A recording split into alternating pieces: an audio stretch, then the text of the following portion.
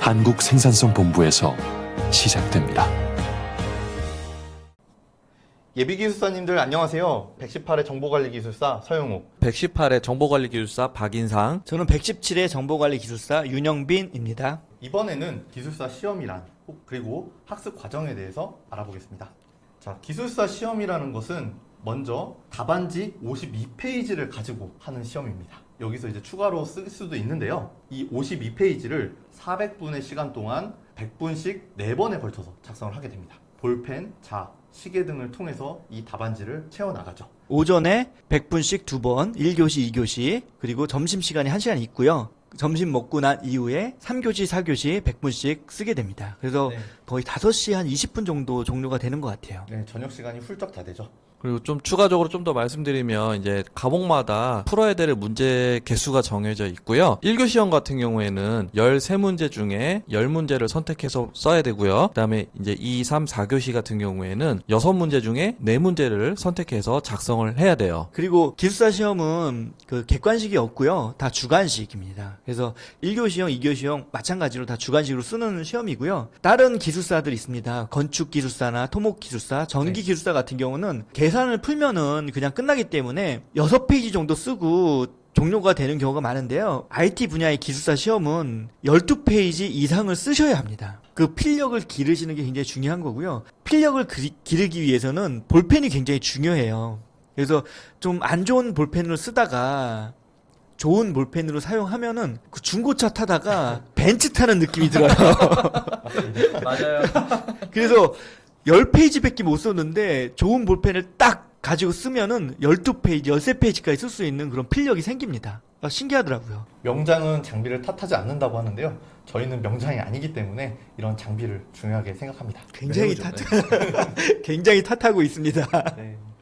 저 같은 경우에도 이제 기술사를 시작하려고 할 때 좀 생각이 좀 많았어요. 왜냐면 나를 돌이켜 봤을 때 단점이 너무 많은 거예요. 우선 악필이고 사회생활 하면서 술도 많이 먹고 그래서 기억력이 많이 떨어지고 있었습니다. 그렇죠. 그리고 비전공자에다가 잠이 또 많아요. 하루에 8시간 이상을 자야 되는 그런 몸 상태였고요. 수업 주무시네요. 네. 체력도 많이 떨어져 있었고 거북목. 게임을 많이 해서 그런지 거북목이었고요. 또 야근 IT 특성상 야근이 많았고요. 무서운 와이프나 뭉쳐가시네요. 네. 와서 무조건 설거지 해야 되고 뭐 청소해야 되고 그런 게 많았습니다. 그래서 이런 단점이 많은데 과연 내가 할 수 있을까라는 그런 생각을 많이 했었습니다. 근데 그런 절실함과 멘토, 중요한 멘토, 그리고 KPC라는 좋은 학원이 있으면 결국 기술사를 성공할 수 있는 거죠. 맞아요. 누구나 합격할 수 있는 거예요. 그래서 이제 기술사 학습 과정을 보면은 처음에는 기본반이라는 것을 들어야 합니다. 한 3개월 정도 기본반 학습을 하는데요. KPC 기본반을 다니면서 기술사 시험은 어떤 건지, 그리고 답안지는 어떻게 작성을 해야 되는지, 답안지도 작성하는 요령이 있습니다. 네. 1교시형은 어떻게 작성하고 2교시형은 어떻게 논리적으로 작성해야 되는지 이런 것들을 배울 수 있고요. 제일 중요한 14페이지까지 쓸 수 있는 필력을 길러줍니다. 14페이지까지 쓸 수 있는 필력은 손이 빨라서 되는 건 아니고요. 네. 그만큼 지식을 많이 알아야 합니다. 그렇죠. 그래서 기본 토픽에 대한 학습도 이 기간 동안 배우게 되는데요. 네트워크, OS, 데이터베이스에 대한 기본적인 지식들을 학습하게 됩니다. 그리고 가장 중요한 게 이 기간 동안 스터디 메이트들을 만나요. 나하고 친하고 내 성향하고 비슷한 스터디 메이트들을 만나서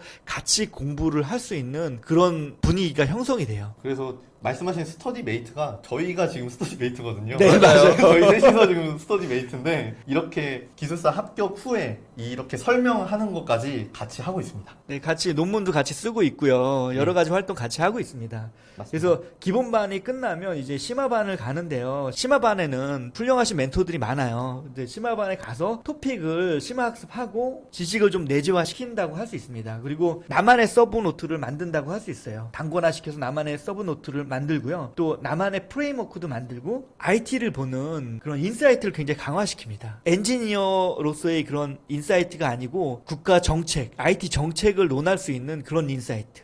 핵심 컨텐츠에 대한 답안 쓰기를 강화시키는 기간이 됩니다. 결국 이런 체계적인 시스템을 통해서 기술사 합격까지 이끌게 됩니다. 그러면 학습 과정에서 가장 중요한 것은 뭔지 살펴보겠습니다. 자, 먼저 빠른 결심을 해야겠죠.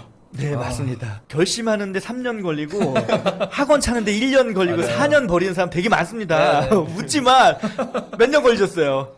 결심하는데. 저는 빨리 했습니다. 전 3일. 저는 한 4일 걸렸어요. 좀 약간 미화시키는 게 좀 있습니다. 합격하고 나면 미화가 됩니다. 저 같은 경우도 결심하는데 좀 시간이 걸렸어요. 두 번째로 중요한 게 좋은 학원을 선택해야 합니다. 좀 환경도 좋아야 하고 그리고 체계적으로 커리큘럼 돼 있고 그리고 많은 수의 합격자를 배출하는 그런 멘토한테 좀 강의도 받고 그 수업을 받아야 합니다. 맞습니다. 그리고 탄탄한 멘토진이 있는 그런 학원을 선택하면 한 1년 정도 땡길 수가 있습니다. 합격 기간을. 체감상. 네.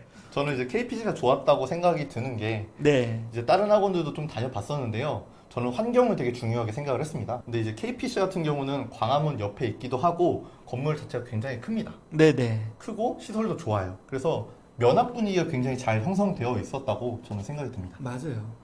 그리고 또 이제 좋은 멘토님하고 스터디 메이트와의 만남도 굉장히 중요하거든요. 예. 가장 중요하다고 볼 수 있습니다. 네, 멘토님이 아무래도 이제 계속 옆에서 지속적으로 고민 상담도 해주고 인생의 선배로서의 역할도 많이 해주시는 것 같아요. 그리고 또 이제 스터디메이트와의 만남도 아무래도 이제 저 같은 경우에는 저는 이제 개발을 하고 있는데 주변에 개발자만 있어요. 그런데 이제 스터디메이트 같은 경우에는 뭐 엔지니어 분들도 있고 DBA도 있고 뭐 또 PM도 있고 뭐 이런 다양한 직군에서 일하시는 분들을 만날 수 있고 그분들과 함께 이제 공부를 하면서 그분들의 간접 경험도 같이 습득할 수 있는 아주 좋은 기회가 되거든요. 네, 맞습니다. 여러분들이 아마 좀 의아하실 수 있는데 일반적으로 강사와 수강생의 관계가 아니라요. 기술사 학습은 멘토와 멘티의 관계입니다. 그래서 단순히 지식을 전달하는 것뿐만 아니라 인생에 대한 고민이라든지 진로, 여러 힘든 상황에서의 도움을 주는 그런 멘토와 멘티 관계라는 점 알아두셨으면 좋겠습니다. 다음 시간에 다시 찾아뵙도록 하겠습니다.